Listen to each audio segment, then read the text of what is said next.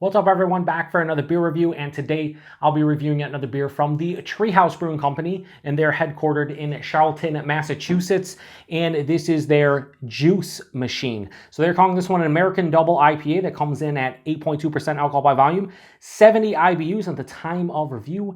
This can is just under 6 weeks old. I want to give a huge thanks and shout out once again to a very good friend of mine and viewer of the channel, Steven, for hooking me up with this one. So big thanks to him. In the description box, I post a link to the beer haul video I did that contains all the goodies he hooked me up with, and hooked me up with a bunch of Treehouse, and this is one of them. Now, I never had regular juice machine. I think I had a couple variants of it before. Now on the back here it says juice machine is essentially a marriage of the King Julius malt bill with a hopping schedule more intense than that of Very Green. The use of Magnum, Columbus, Amarillo, Citra, and Galaxy creates perhaps our most complex beer, and then they start talking about different tasting notes that we won't read. So yeah, really excited about this one. So let's crack it open and get in the glass now.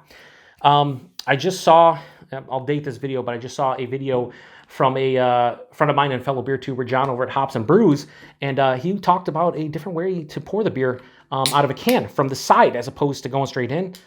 It's a little bit more of a smoother pour, so we're going to try it here. I have noticed Kyle over at No Hype Beer Reviews, another good friend of mine and fellow beer tuber, he does that as well. I've tried it a couple of different times with beers off camera to try to get it. We're probably going to spill it everywhere is what I'm trying to say, but we'll see if this side pour actually does anything. We'll see. Let's give it a pour. See how it's smoother of a pour? I mean, we're losing a little bit here at the bottom, but it's such a smooth pour. If you pour it from straight in with the mouth, you get like little ripple effects. I don't know if it matters, but man, that's a nice pour, honestly. Look at that. Beautiful pour. So this looks way darker than anticipated. It kind of looks a little oxidized, to be honest with you. Now, this is just under 6 weeks old, and I know Steven takes care of his beer, so I don't think this is oxidized because I could smell it, and it smelled fucking awesome when I cracked that and poured it. So just a little bit of a darker kind of malt color to it. So anyway, yeah, it has like this deep dark orange, almost into like a slight brownish tinge. Had about a finger and a half of this off-white creamy looking head, but it is dissipated to about a half finger, 2/3 of a finger. Let's get a nose. Yeah, so that's not oxidized at all. It smells fucking dynamite. Smells like, you know, a Treehouse beer. There's a little bit of a bubblegum note from the yeast. Tons of mango, fleshy fruits. Mango, a little bit of peach, but we're going to go with like melon, like just a generic melon, papaya. Oh, yes. Pineapple, passion fruit. It just smells like a fruit bowl of awesomeness. There is a little bit of like a malty, kind of almost doughy bready thing underneath it. Touch of vanilla. A lot of times, I know a lot of people get, you know, bubblegum with Treehouse and their yeast. I've gotten it before. But a lot of times I get vanilla from their, I'd imagine it's from the malt bill. It happened in King Julius and Julius in general, and some other beers as well. And I'm getting that here, just a slight. It makes sense. They're saying King Julius malt bill, and in King Julius I did get creamsicle vibe. So getting a little bit of vanilla there.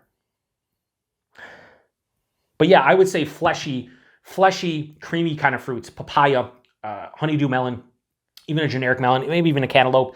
Then there's passion fruit and pineapple, like a Galaxy kind of blast. This doesn't have huge citrus tones to me. It's more stone fruit and tropical. This smells awesome. This smells awesome, and I want to get into it. So cheers, everybody. Thanks again, Steven.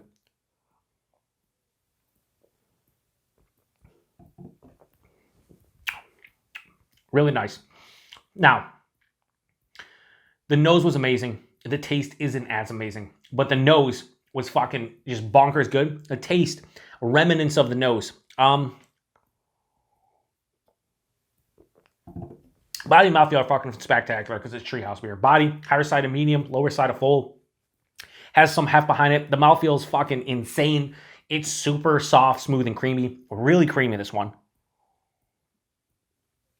This is one of those Treehouse beers where, and I've said it a couple times in reviews, I want to drink this beer for the mouthfeel alone. The mouthfeel is that good where the sensation on the palate and just drinking it is like drinking a cloud. Like, it's just such a fun experience to drink an IPA that has this type of mouthfeel.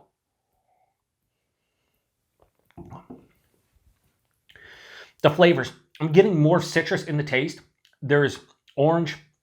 There's tangerine. A little bit of like a pink grapefruit, ruby red grapefruit, sweeter grapefruit. After that, I do get papaya, passion fruit, pineapple. It's the Galaxy mixing in with the fleshier fruits. I'm not getting as much papaya and honeydew melon. It's more... hang on, let me go back. I don't know if it's papaya or melon. Not that they taste similar or anything. It's just, what am I really picking up? I guess, to be honest with you, it's more passion fruit and pineapple.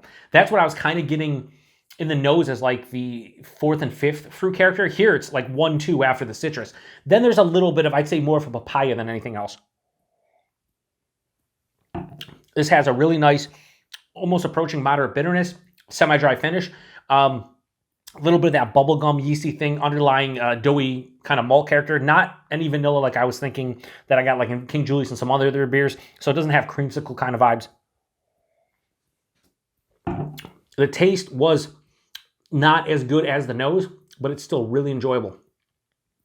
What's really cool is as I continue to drink on it, and I'm going to pour the rest in here, the drinkability aspect is being bumped up because it's 8.2%, and I can't, outside of the body and mouthfeel being what I associate with like a double IPA, that'd be around 8 to 8.5%, the taste, there's no alcohol in the palate. There's no booziness. There's a little bit of warming in the chest, but this is just really, really good. It's not amazing. It's not going to blow your mind, I don't think. Who knows? Maybe it will. I know they do a bunch of different variations on this one. I think for the base one, though, it's really well made.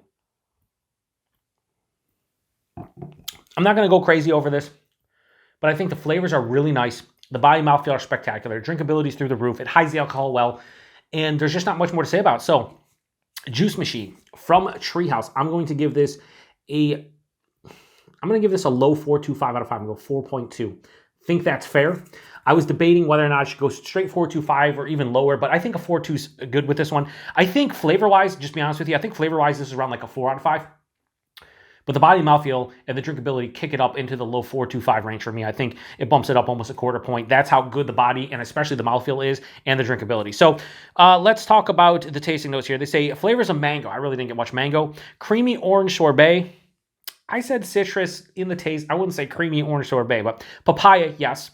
And passion fruit, yes, with wave after wave of juicy hop flavor. I would say this isn't all that juicy to me. It's more of like a sweeter kind of just fresh fruit, but you could say juicy, I guess, especially if you know, you're biting into like a super juicy mango or something.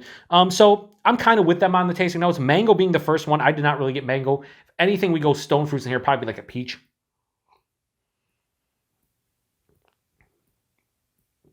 Yeah, I'm not getting mango. In spite of its intensity, it is pillowy, soft, yes, and drinks like a true pleasure, no doubt. It is a mess of hop flavor that takes us to a place that a few other of our beers do. It's hop nirvana. Well, I don't know if it's hop nirvana. It says drink it by the can. God, I poured it all in. I'm sorry I didn't drink it by the can. Like, whatever. It doesn't really matter. I think a 4.2 is a really good score. Price and availability, I have no idea. I'd imagine Juice Machine is probably like $20 a 4-pack. A lot of their double IPAs that are around 8, 8.5, 9%, they're usually like 20 to, typically like around $20, like $20.20 on their website. Availability, it's Tree House, so you got to go to one of their locations. Luckily, you can get a lot of their stuff if you're in the Massachusetts area or Connecticut area. I luckily have friends like Steven who are really nice. So yeah, if you've had Juice Machine, just like Juice Machine. If you've had Juice Machine or any of its variants, let me know what you thought about it. I think this is really good. It has kind of like an old school, like Vermont style IPA kind of tinge to it as well. I think with that moderate bitterness and that semi-dry kind of character, I think you could say, okay, this is very akin to like an old school Vermont or even New England style IPA that before it was like super crazy juicy, because this to me does not scream juice. It screams sweeter fruits, and it has a really nice balance to it. I just wish the nose carried over, because the nose carrying over this would have been like 4.5 at the very least. Amazing. But a really good beer. 4.2 out of 5 is a damn good score. So again, if you had this one, post in the comment section. Let me know what you think about it. Appreciate everybody stopping by for another beer review here in the Beer Patrol. Thanks, Steven, once again for this beer. To the next one. Cheers.